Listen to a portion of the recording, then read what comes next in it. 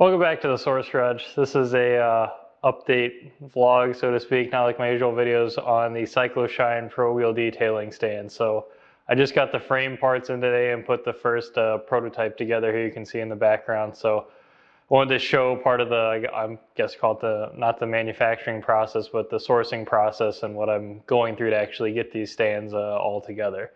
So this is the stand that I've just put together with the parts that I picked up. Made locally here in Wisconsin. So you can see the all aluminum frame has no more holes in it like the prototype did. So everything is together and everything fit just as I wanted it to. So I did all my dimensioning right, except for one tiny little thing. So this mount on the back here, I was able to get to go in after I used a mallet basically to whack it in place, because it appears I'm a victim of maybe tolerances being a little bit more off than I expected them to be, or my own poor judgment of measurement. So I'll show you what I've got to deal with here. So these two bolt holes where the back brace mounts, and I'll show you here. If I line this up, you can see that hole's lined up, and this one is off by just a hair.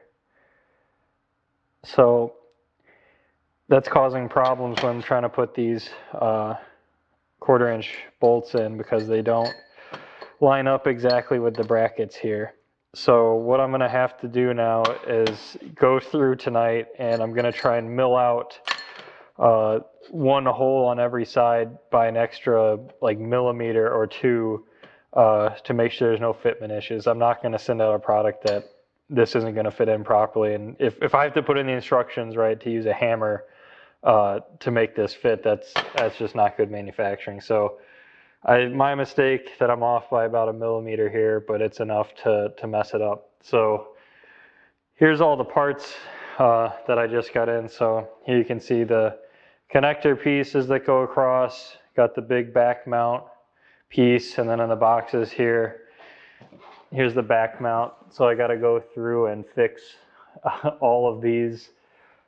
See how long that takes me to do, just milling out one of those holes.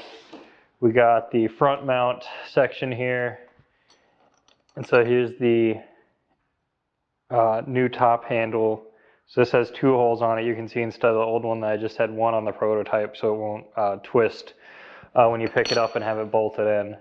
So that's all the parts here. So far I think I have everything in except for the casters and the rollers I'm still missing, but those are due in the next, I think, week and a half from now they're due in, and I'll start shipping immediately as soon as I get those in. But I've got to fix these and then take them to powder coating tomorrow, hopefully. So fun times fixing my mess ups on this first go around here. But like I said, everything else in the stand fit together just fine. You can see the final product. I made a couple small dimensional adjustments to, I'll say, improve the functionality.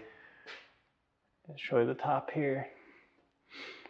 And I shortened the total width here by about, I think, a 1/4 inch from what it was before.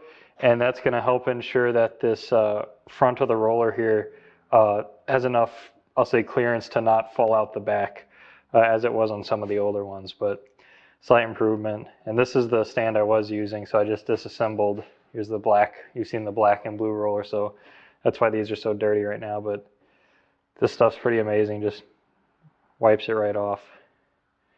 Powder coating, right? So anyway, just wanted to show that real quick, let everyone know the progress is being made. These will be shipping out shortly. So I only have a limited quantity. What I got on these pallets is all I have. So if you don't get one, I'm sorry. I'll hopefully have more come springtime.